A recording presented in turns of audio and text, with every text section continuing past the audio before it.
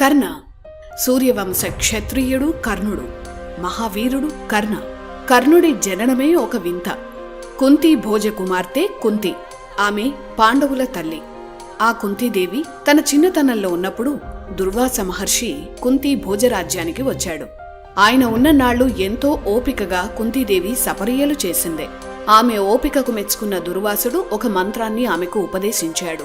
ఆ మంత్రం పఠించి ఏ దేవతను కోరుకుంటే ఆ దేవత ద్వారా తనకు కొడుకు పుడతాడు. ఆతృతతో మహర్షి ఇచ్చిన మంత్రాన్ని కుంతి పరీక్షించాలనుకుంది. ఒకరోజు ఉదయం ఉదయిస్తున్న సూర్యుడిపై ఆ మంత్రాన్ని సరదాగా ప్రయోగించింది.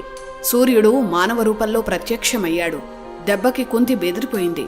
తాను సరదాగా పఠించానని క్షమించమని సూర్యుణ్ణి వేడుకుంది. అయినా మంత్రశక్తి వృధా కాకూడదని చెప్పి ఓ బిడ్డను ప్రసాదించి సూర్యుడు వెళ్లిపోయాడు.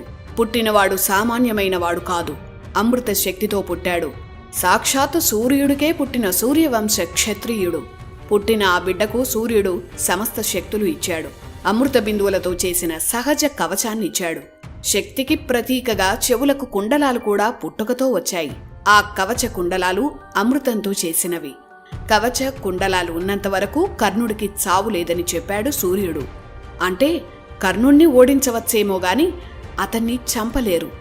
కవచం ఉన్నంత వరకు అతనికి మరణం లేదు. సూర్య తేజస్సుతో జన్మించిన ఆ బిడ్డను చూసి కుంతి భయపడింది. ఆ బిడ్డను ఏం చెయ్యాలో ఆమెకు అర్థం కాలేదు. అందుకే ఎవరికీ తెలియకుండా ఓ పెట్టెలో పెట్టి ఆ బిడ్డని నదిలో విడిచిపెట్టింది. హస్తినాపురంలో భీష్ముడి రథం నడిపే సారథి అతిరథ. అతను సూతుడు.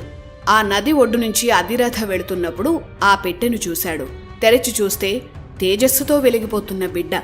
ఎంతో కాలంగా అతనికి పిల్లలు లేరు. ఆ బిడ్డను ఇంటికి తీసుకువెళ్లాడు.